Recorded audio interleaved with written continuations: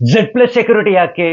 RSSನ ಸರಸಂಘ ಚಾಲಕರಾಗಿರುವಂತಹ ಮೋಹನ್ ಭಾಗವತ್ ರವರಿಗೆ, ಅದು ನಮ್ಮ ತೆರಿಗೆ ಹಣದಲ್ಲಿ ಅಂತೆಲ್ಲ ಎದೆ ಎದೆ ಬಡ್ಕೊಂಡು ಪ್ರಶ್ನೆಗಳನ್ನ ಮಾಡುತ್ತಿರುವಂತಹ ಸ್ವಯಂ ಘೋಷಿತ ಸಂವಿಧಾನ ರಕ್ಷಕರುಗಳೇ, ಒಮ್ಮೆ ಈ ವಿಡಿಯೋವನ್ನು ಸಂಪೂರ್ಣವಾಗಿ ನೋಡಿ ನಿಮ್ಮ ನಿಮ್ಮ ತಲೆಗಳಲ್ಲಿರುವಂತಹ ಲದ್ದಿಯನ್ನ ತೆಗೆದು ಸ್ವಲ್ಪ ಬುದ್ಧಿಯನ್ನ ಬೆಳೆಸ್ಕೊಳ್ಳಿ. ಮೋಹನ್ ಭಾಗವತ್ ರವರೇನು ಕೇಂದ್ರ ಗೃಹ ಇಲಾಖೆಗೆ ಪತ್ರವನ್ನ ಬರೆದಿರಲಿಲ್ಲ. ನನ್ನ ಜೀವಕ್ಕೆ ಅಪಾಯ ಇದೆ, ನನಗೆ ಭದ್ರತೆಯನ್ನ ನೀಡಿ, ರಕ್ಷಣೆಯನ್ನ ಕೊಡಿ ಅಂತ.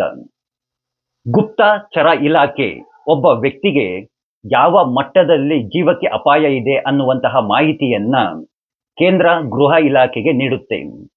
ಗುಪ್ತಚರ ಇಲಾಖೆ ನೀಡಿರುವಂತಹ ಮಾಹಿತಿಯ ಆಧಾರದ ಮೇಲೆ ಕೇಂದ್ರ ಗೃಹ ಇಲಾಖೆ ಆ ವ್ಯಕ್ತಿಗೆ ಯಾವ ಮಟ್ಟದಲ್ಲಿ ಜೀವಕ್ಕೆ ಅಪಾಯ ಇದೆ ಅಂತ ಅಂದಾಜಿಸಿ, ಆ ಅಂದಾಜಿನ ಆಧಾರದ ಮೇಲೆ ಆ ವ್ಯಕ್ತಿಗೆ ಯಾವ ಶ್ರೇಣಿಯ ಭದ್ರತೆಯನ್ನು ನೀಡಬೇಕು ಅಂತ ನಿರ್ಧಾರವನ್ನ ತೆಗೆದುಕೊಳ್ಳುತ್ತೆ.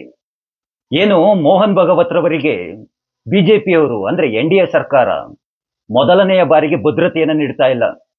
ನಿಮ್ಮದೇ ಕಾಂಗ್ರೆಸ್ಸಿಗರು ಅಂದ್ರೆ UPA ಸರ್ಕಾರ ಆಡಳಿತದಲ್ಲಿ ಇದ್ದಾಗ್ಲಿಂದನೂ ಸಹ ಭದ್ರತೆಯನ್ನ ಕೊಟ್ಕೊಂಡು ಬರಲಾಗ್ತಾ ಇದೆ. ಮೋಹನ್ ಭಾಗವತ್ ರವರಿಗೆ ಮೊದಲು ಮಹಾರಾಷ್ಟ್ರ ಪೊಲೀಸ್ ಇಲಾಖೆ ಹಾಗೆ ಸಶಸ್ತ್ರ ಪಡೆಯವರು ಭದ್ರತೆಯನ್ನ ನೀಡ್ತಾ ಇದ್ರು. ನಿಮ್ಮದೇ ಮನಮೋಹನ್ ಸಿಂಗ್ ಅವರು ಮಾಜಿ ಪ್ರಧಾನಿಗಳು ಅವರೇನೆ ಮೋಹನ್ ಭಾಗವತ್ ರವರಿಗೆ ಜೀವಕ್ಕೆ ಯಾವ ಮಟ್ಟದಲ್ಲಿ ಜೀವಕ್ಕೆ ಅಪಾಯ ಇದೆ ಅಂತ ಅಂದಾಜಿಸಿ ಅವರೇನೆ Z+ ಸೆಕ್ಯೂರಿಟಿಯನ್ನ ನೀಡುವಂತೆ ಆದೇಶವನ್ನ ಹೊರಡಿಸ್ತಾರೆ. ನಿಮ್ಮಂತಹ ಅತಿ ಬುದ್ಧಿವಂತರುಗಳು ಯಾರೇಳಿ? ಅತಿ ಬುದ್ಧಿವಂತರುಗಳು ಇದನ್ನ ಪ್ರಶ್ನೆಯನ್ನ ಮಾಡಿಕೊಂಡು ಸಾರ್ವಜನಿಕರ ತೆರಿಗೆ ಹಣದಲ್ಲಿ ಯಾಕೆ ಭದ್ರತೆ ಅಂತ ಪ್ರಶ್ನೆಯನ್ನ ಮಾಡಿಕೊಂಡು ಸಾರ್ವಜನಿಕ ಹಿತಾಸಕ್ತಿಯ ಅರ್ಜಿಯನ್ನ ಸಲ್ಲಿಸಿದ್ರು, PAL ಅನ್ನ ಹಾಕಿದ್ರು. ಬಾಂಬೆ ಹೈಕೋರ್ಟ್ ನಾಗ್ಪುರ ಪೀಠ ಹಳೆ ಮೆಟ್ ತಗೊಂಡು ಹೊಡೆದೇಳಿತ್ತು ಒಂದು ಮಾತನ್ನ, ದೇಶದಲ್ಲಿರುವಂತಹ ಪ್ರತಿಯೊಬ್ಬ ಪ್ರಜೆಯ ಪ್ರಾಣವನ್ನ ರಕ್ಷಣೆಯನ್ನ ಮಾಡಬೇಕಾಗಿರುವಂತಹದ್ದು ಕೇಂದ್ರ ಹಾಗೂ ರಾಜ್ಯ ಗೃಹ ಇಲಾಖೆಯ ಮೊದಲ ಆದ್ಯತೆ ಆಗಿರುತ್ತೆ ಅಂತ. ಇದೇ ಬುದ್ಧಿವಂತರುಗಳು ಸುಪ್ರೀಂ ಕೋರ್ಟ್ ಹೋಗಿದ್ರು. ಸುಪ್ರೀಂ ಕೋರ್ಟ್ ಹೋಗಿ ಸುಪ್ರೀಂ ಕೋರ್ಟ್ ಅಲ್ಲಿ ಮಕ್ ಉಗಿಸ್ಕೊಂಡು ಬಂದಿದ್ರು. ಪ್ರತಿಯೊಬ್ರು ಒಂದು ವಿಷಯವನ್ನ ಸರಿಯಾಗಿ ಅರ್ಥವನ್ನ ಮಾಡ್ಕೊಳ್ಬೇಕು. ಮೋಹನ್ ಭಾಗವತ್ ರವರಿಗೂ ಸಹ ಭದ್ರತೆಯನ್ನ ನೀಡಲಾಗ್ತಾ ಇದೆ, ಅದಾನಿಯವ್ರಿಗೂ ಸಹ ಭದ್ರತೆಯನ್ನ ನೀಡಲಾಗ್ತಾ ಇದೆ. ಇವೆರಡರ ನಡುವೆ ಏನ್ ವ್ಯತ್ಯಾಸ ಇದೆ ಅಂತ ಸರಿಯಾಗಿ ತಿಳ್ಕೊಳ್ಳಿ. ಮೋಹನ್ ಭಾಗವತ್ ರವರಿಗೆ ಭದ್ರತೆಯನ್ನ ನೀಡ್ತಾ ಇರುವಂತಹದ್ದು ಕೇಂದ್ರ ಸರ್ಕಾರ, ಅಂದ್ರೆ ನಮ್ಮ ಸಾರ್ವಜನಿಕರ ತೆರಿಗೆ ಹಣದಲ್ಲಿ. ಇದು ನ್ಯಾಯಾಲಯದ ಆದೇಶ, ಇದು ಕೇಂದ್ರ ಸರ್ಕಾರದ ನಿರ್ಧಾರ, ಇದು ಸಾಂವಿಧಾನಿಕವಾದಂತಹದ್ದು. ಅದಾನಿಯವ್ರಿಗೂ ಸಹ Z+ ಸೆಕ್ಯೂರಿಟಿಯನ್ನು ನೀಡಲಾಗ್ತಾ ಇದೆ. ಅದಾನಿಯವರು ತೆಗೆದುಕೊಳ್ಳುತ್ತಿರುವಂತಹ Z+ ಸೆಕ್ಯೂರಿಟಿಗೆ ಅವರು ಖರ್ಚಾಗುತ್ತಿರುವಂತಹ ಸಂಪೂರ್ಣವಾದಂತಹ ಹಣವನ್ನ ಕೇಂದ್ರ ಸರ್ಕಾರಕ್ಕೆ ಪೇ ಮಾಡ್ತಾ ಇದ್ದಾರೆ, ಅಂದ್ರೆ ಹಣವನ್ನ ಕಟ್ತಾ ಇದ್ದಾರೆ. ನಮ್ಮ ವ್ಯವಸ್ಥೆಯಲ್ಲಿ ಈ ರೀತಿಯಾಗಿ ಖಾಸಗಿ ವ್ಯಕ್ತಿಗಳು ಭದ್ರತೆಯನ್ನು ತೆಗೆದುಕೊಳ್ಳುವಂತಹ ಅವಕಾಶವೂ ಸಹ ನಮ್ಮ ಸಂವಿಧಾನದಲ್ಲೇ ಇದೆ, ನಮ್ಮ ವ್ಯವಸ್ಥೆಯಲ್ಲೇ ಸಹ ಇದೆ. ನಾವು ಈ ರೀತಿಯಾಗಿ ಪ್ರಶ್ನೆಗಳನ್ನ ಮಾಡಬೇಕು ಅಂದ್ರೆ ಸೋನಿಯಾ ಗಾಂಧಿ ಅಳಿಯ ಪ್ರಿಯಾಂಕಾಳ ಗಂಡ ರಾಬರ್ಟ್ ವಾದ್ರಾ, ಆತನಿಗೆ Z+ ಸೆಕ್ಯೂರಿಟಿಯನ್ನು ನೀಡಲಾಗ್ತಾ ಇತ್ತಲ್ಲ, ಎಲ್ಲ ರೀತಿಯಾದಂತಹ ಸರ್ಕಾರಿ ಸೌಲಭ್ಯಗಳನ್ನು ನೀಡಲಾಗ್ತಾ ಇತ್ತಲ್ಲ. ಯಾರ ಹಣದಲ್ಲಿ? ನನ್ನ ತೆರಿಗೆ ಹಣದಲ್ಲಿ, ನಮ್ಮ ತೆರಿಗೆ ಹಣದಲ್ಲಿ ಹೇಗ್ ಕೊಡ್ತಾ ಇದ್ರಿ ನೀವು? ಯಾವ ಆಧಾರದ ಮೇಲೆ ರಾಬರ್ಟ್ ವಾದ್ರಾನಿಗೆ Z+ ಸೆಕ್ಯೂರಿಟಿನ ಕೊಟ್ಟಿದ್ರಿ? ರಾಬರ್ಟ್ ವಾದ್ರಾ ಏನು ಯಾವ್ದಾದ್ರು ಸಾಂವಿಧಾನಿಕ ಹುದ್ದೆಯಲ್ಲಿದ್ನ? ಯಾವ್ದಾದ್ರು ಚುನಾವಣೆಯಲ್ಲಿ ಗೆದ್ದಿದ್ನ? ಯಾವ ಆಧಾರದ ಮೇಲೆ ಕೊಡ್ತಾ ಇದ್ರಿ? ನೀವು ಕೊಡ್ತಾ ಇರ್ಲಿಲ್ವಾ? ಇಂತಹದ್ದನ್ನ ನಾವುಗಳು ಪ್ರಶ್ನೆಯನ್ನ ಮಾಡಬಹುದಾ? ಈ ರೀತಿಯಾಗಿ ಪ್ರಶ್ನೆಗಳನ್ನ ಮಾಡಬೇಕು ಅಂದ್ರೆ ನಮ್ಮಲ್ಲಿ ಅನೇಕ ಪ್ರಶ್ನೆಗಳು ಮಾಡೋದಕ್ಕಿದೆ. ನನ್ನ ತೆರಿಗೆ ಹಣದಲ್ಲಿ ನೀವು ಉಚಿತಗಳನ್ನ ಘೋಷಣೆಯನ್ನ ಮಾಡಿ, ನೀವು ಅಧಿಕಾರಕ್ಕೆ ಬಂದು ನಾನ್ ಕೊಟ್ಟೆ ಉಚಿತವಾಗಿಗಳನ್ನ ನಾನು ಕೊಡ್ತಾ ಇದ್ದೀನಿ ಅಂತ ಅಂದ್ಬಿಟ್ಟು ಹೇಳ್ಕೊಳ್ತಾ ಇದ್ದೀರಲ್ಲ, ಇದು ಎಷ್ಟು ಸರಿ? ನನ್ನ ತೆರಿಗೆ ಹಣದಲ್ಲಿ ನೀವು ಹೇಗೆ ಉಚಿತವಾದಂತಹ ಕೊಡುಗೆಗಳನ್ನ ಕೊಡ್ತಾ ಇದ್ದೀರಾ? ಯಾವ ಆಧಾರದ ಮೇಲೆ ಕೊಡ್ತಾ ಇದ್ದೀರಾ? ಹಜ್ ಯಾತ್ರೆಗೆ ಸಬ್ಸಿಡಿಯನ್ನು ಕೊಡ್ತಾ ಇದ್ರಲ್ಲ, ನಮ್ಮ ತೆರಿಗೆ ಹಣದಲ್ಲಿ ಹಜ್ ಸಬ್ಸಿಡಿ ಯಾತ್ರೆಗೆ ಹೇಗೆ ಕೊಡ್ತಾ ಇದ್ರಿ ನೀವು?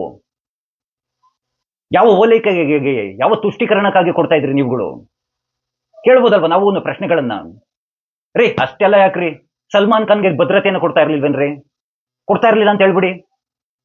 ಜೀವಕ್ಕೆ ಬೆದರಿಕೆ ಇದ್ದಾಗ ಯಾರ ತೆರಿಗೆ ಹಣದಲ್ಲಿ ಭದ್ರತೆಯನ್ನು ಕೊಟ್ಟಿದ್ರಿ? ಸಲ್ಮಾನ್ ಖಾನ್ಗೆ ಜೀವಕ್ಕೆ ಬೆದರಿಕೆ ಇದ್ದಿದ್ದಕ್ಕೆ ಭದ್ರತೆಯನ್ನು ಕೊಟ್ಟಿದ್ರಿ. ನಾವು ಕೇಳ್ಬೋತಾನೆ ಸಲ್ಮಾನ್ ಖಾನ್ಗೆ ಹೇಗೆ ಭದ್ರತೆಯನ್ನು ಕೊಟ್ಟಿದ್ರಿ ಅಂತ ಅಂದ್ಬಿಟ್ಟು. ಒಂದು ವಿಷಯವನ್ನ ಸರಿಯಾಗಿ ಅರ್ಥವನ್ನ ಮಾಡ್ಕೊಳ್ಳಿ. ಸಲ್ಮಾನ್ ಖಾನ್ಗಾಗಿರ್ಬೋದು, ಸಿನಿಮಾ ನಟರುಗಳಿಗಾಗಿರ್ಬೋದು, ಸೆಲೆಬ್ರಿಟಿಗಳಿಗಾಗಿರ್ಬೋದು, ಉದ್ಯಮಿಗಳಿಗಾಗಿರ್ಬೋದು, ಅವರ ಜೀವಕ್ಕೆ ಅಪಾಯ ಇದ್ದಲ್ಲಿ ಅವರಿಗೆ ಭದ್ರತೆಯನ್ನು ನೀಡಲಾಗುತ್ತೆ. ಕೆಲವೊಂದು ಬಾರಿ ಭದ್ರತೆಗಳನ್ನ ಕೇಂದ್ರ ಸರ್ಕಾರದ ಕಡೆಯಿಂದ ಕೊಡಲಾಗುತ್ತೆ, ಅಂದ್ರೆ ನಮ್ಮ ತೆರಿಗೆ ಹಣದಲ್ಲಿ. ಕೆಲವೊಂದಷ್ಟು ವಿಐಪಿಗಳು ಅವರೇನೆ ನಮ್ಮ ಪ್ರಾಣಕ್ಕೆ ಜೀವಕ್ಕೆ ಅಪಾಯ ಇದೆ ಅಂತ ಅವರೇನೆ ಅಂದಾಜಿಸಿಕೊಂಡು ಸರ್ಕಾರಕ್ಕೆ ಹಣವನ್ನ ಕಟ್ಟಿ ಭದ್ರತೆಯನ್ನು ತೆಗೆದುಕೊಳ್ತಾರೆ. ಈ ರೀತಿಯಾಗಿ ಅನೇಕ ಮಂದಿ ಭದ್ರತೆಯನ್ನು ತೆಗೆದುಕೊಳ್ತಾ ಇದ್ದಾರೆ. SPG ಭದ್ರತೆಯನ್ನು ತೆಗೆದುಕೊಳ್ತಾ ಇದ್ದಾರೆ, ಹಣವನ್ನ ಸರ್ಕಾರಕ್ಕೆ ಕಟ್ಟಿ. ಇಂತಹ ವಿಷಯಗಳೇನಾದ್ರೂ ಗೊತ್ತಾ? ಏನು ಗೊತ್ತಿರೋದಿಲ್ಲ. ಬಾಯಿ ತೆಗೆದ್ರೆ ಸಾಕು ಸಂವಿಧಾನ ಸಂವಿಧಾನ ಸಂವಿಧಾನ. ಏನ್ ನಾವೇನ್ ಗೊತ್ತಿಲ್ವಾ? ನಮ್ಗೇನ್ ತಿಳಿದಿಲ್ವಾ? ನಾವೇನ್ 35% ಗಿರಾಕಿಗಳ? ನಾವೇನ್ ಓದಿಲ್ವಾ? ಮೊದಲು ನಿಮ್ಮ ತಲೆಯಲ್ಲಿರುವಂತಹ ಲದ್ದಿಯನ್ನು ತೆಗೀರಿ ಅಂತ ಅದ್ ಕೇಳ್ತಾ ಇರುವಂತಹದ್ದು. ಯಾರೋ ಏನೋ ಹೇಳಿದ್ರು, ಸಾರ್ವಜನಿಕ ಹಣದಲ್ಲಿ ಯಾಕೆ ಭದ್ರತೆಯನ್ನ ಕೊಡಲಾಗ್ತಾ ಇದೆ ಅಂತ. ಈ ದೇಶದಲ್ಲಿರುವಂತಹ ಪ್ರತಿಯೊಬ್ಬ ಜೀವದ ಕಾಪಾಡಬೇಕಾಗಿರುವಂತಹದ್ದು ಗೃಹ ಇಲಾಖೆಯ ಕರ್ತವ್ಯ ಆಗುತ್ತೆ. ಇದನ್ನ ಗೃಹ ಸಚಿವರೇ ತಿಳ್ಕೊಳ್ಳಿಲ್ಲ ಅಂತಂದ್ರೆ ಏನು ಅಂತ ಅಂದ್ಬಿಟ್ಟು ನಾವುಗಳು ಏನು ಗೊತ್ತಿರೋದಿಲ್ಲ, ಸುಮ್ಮನೆ ತಲೆ ಬುಡ ಏನು ಗೊತ್ತಿರೋದಿಲ್ಲ, ಸುಮ್ಮನೆ ಬಿಡ್ತಾ ಇರ್ತಾರೆ ರೈಲ್ಗಳನ್ನ ಬಂದು. ಇಂತಹ ವಿಷಯಗಳನ್ನ ಸರಿಯಾಗಿ ತಿಳ್ಕೊಳ್ಳಿ ಅಂತ ಹೇಳ್ತಾ, ಆ ಕೃಷ್ಣ ನಿಮ್ಮೆಲ್ಲರಿಗೂ ಒಳ್ಳೆಯದನ್ನ ಮಾಡ್ಲಿ. ಎಲ್ರಿಗೂ ಧನ್ಯವಾದಗಳು. ಜೈ ಶ್ರೀ ಕೃಷ್ಣ.